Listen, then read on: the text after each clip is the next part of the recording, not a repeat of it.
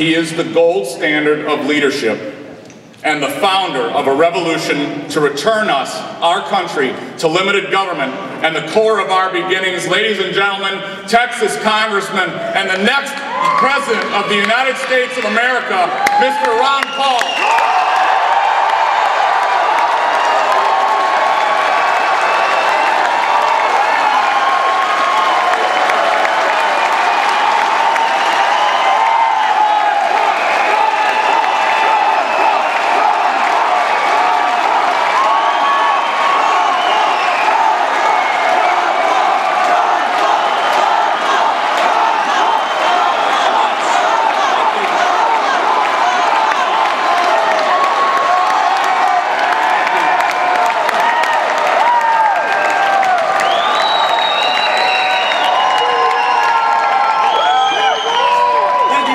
It sounds like the revolution has already come.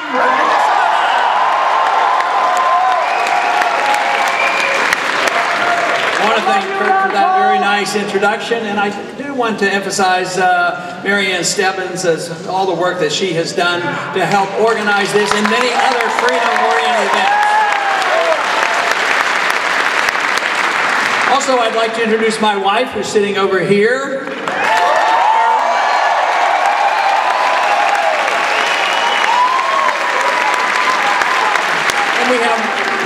And we have one of our 18 grandchildren, and she's sitting with her, and that's But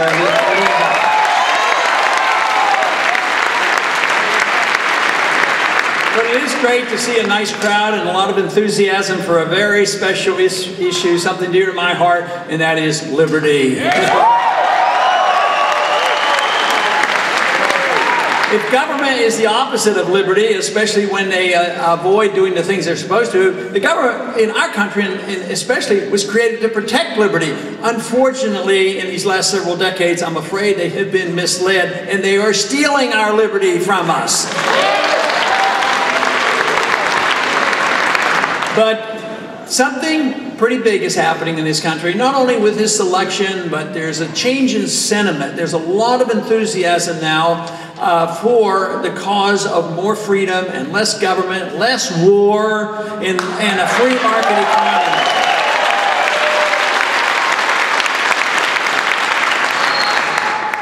We do a fair amount of criticizing the current administration, which deserves it. But our problems didn't occur in the last 3 years. Our problems have been around for a long time. And unfortunately, it's been a bipartisan affair too often. There's been, in a way, too much compromise in Washington. They say, no, you need more compromise. But if they compromise on doing the wrong things, it's not worth very much.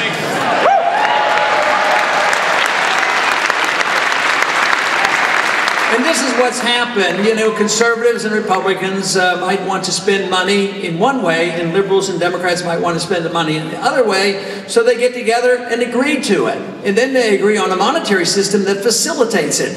Oh, well, you can tax, but there's a limit that people might object. You can borrow, but there's a limit, or interest rates will go up. But then they had this crazy scheme that they came up with in 1913, and they said, well, what we need to do is make sure the money isn't backed by anything, make sure it's just paper, and then we can create it endlessly.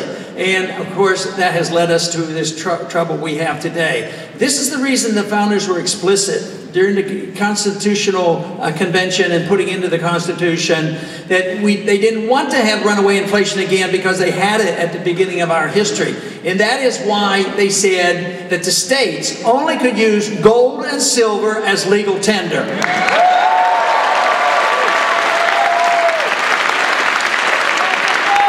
And they placed an explicit prohibition against printing money, which was called emitting bills of credit.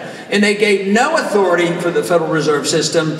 So if we ever want to get our economy back on foot again, which is an absolute necessity, we cannot do it without addressing the subject of the monetary system, the subject of the Federal Reserve, and it should begin with an absolute, complete auditing of the Fed to find out who their buddies are and who they've been failing out.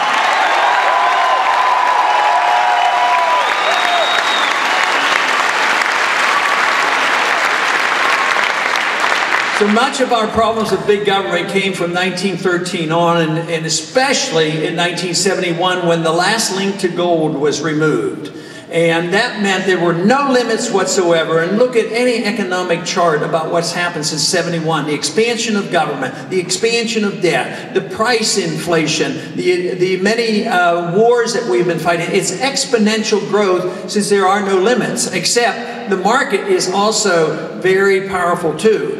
Governments are powerful, but markets are even more powerful because there is a limit to how much money you can print, because eventually trust is lost, and I believe this is what we have done. We've entered into a phase in these last 4 years where it's been recognized that this debt and this financing and the printing of money cannot be sustained. So our efforts now to return to sound economic policies, return to our Constitution, is more vital and more necessary than ever before.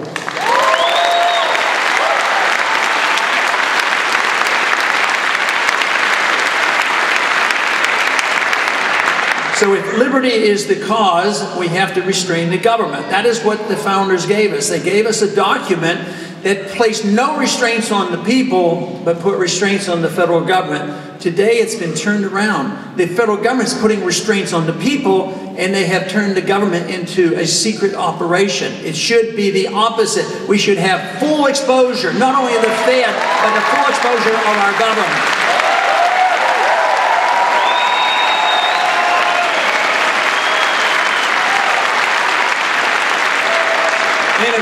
And of course, if we want our secrecy back and our privacy back, I would think that we would have to restore the Fourth Amendment, which means that we would have to repeal the Patriot Act.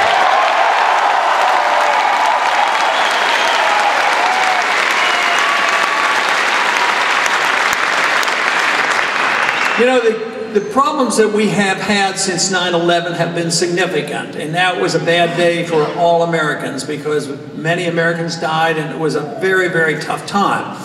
I was supportive of going after those individuals who were responsible, and we should have done it, and we did do it. But unfortunately, it provided an opportunity for our government to do a lot of things they shouldn't have done and used it as an excuse. And for instance, this was their excuse to do something that they had been waiting to do, and that was to invade and overthrow the government of Iraq. Iraq had nothing to do with 9/11. That war was totally unnecessary, and it was based on false assumptions and lies.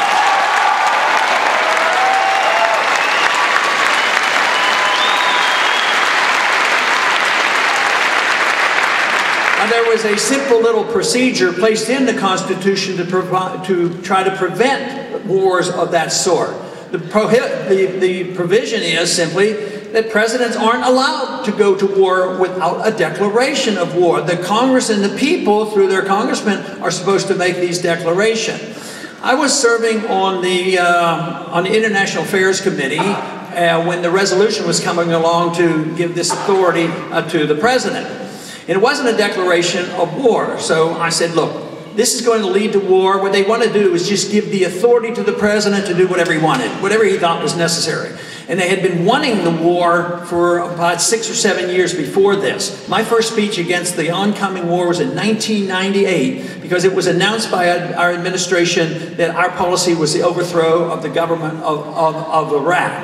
So when the debate came up, I offered an amendment to this blanket giving of authority to the president to do whatever he wanted. I offered an amendment that said to declare war. But when I discussed it, I said, I don't want the war. I'm going to vote against this amendment. But if you want the war, you should go to war in a proper fashion and vote it up or down. And of course, they ridiculed this. They didn't want to vote. They voted, and the voice vote was all no. Nobody wanted to pass it. Excuse me. Then I forced them to have a recorded vote, which further annoyed them. They didn't want to be on record. And of course, everybody voted against it. And in the discussion, the chairman of the committee explained that I was off-base to talk about the Constitution because he explained it to me. He says, that part of the Constitution is anachronistic. We don't follow it anymore. And unfortunately, because they've been able to get away with things like that, whether it's the monetary policy or going to war, this Constitution, in a way, has become anachronistic. If we're going to have rule of law, if we're going to have peace and prosperity, we have to force the people who represent us, the president on down, send only people there who know how to read and know how to understand and will take their oath of office seriously.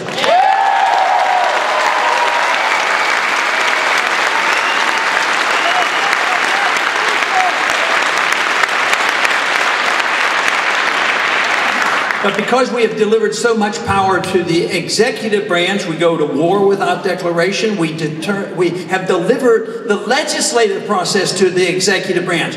Technically, under our Constitution, only the legislative body, the Congress, writes laws. But just think of all the regulations. Just think of the Federal Register, thousands and thousands of pages. And every year, the numbers go up. I would like to be the first president that actually shrunk the size of the Federal Register.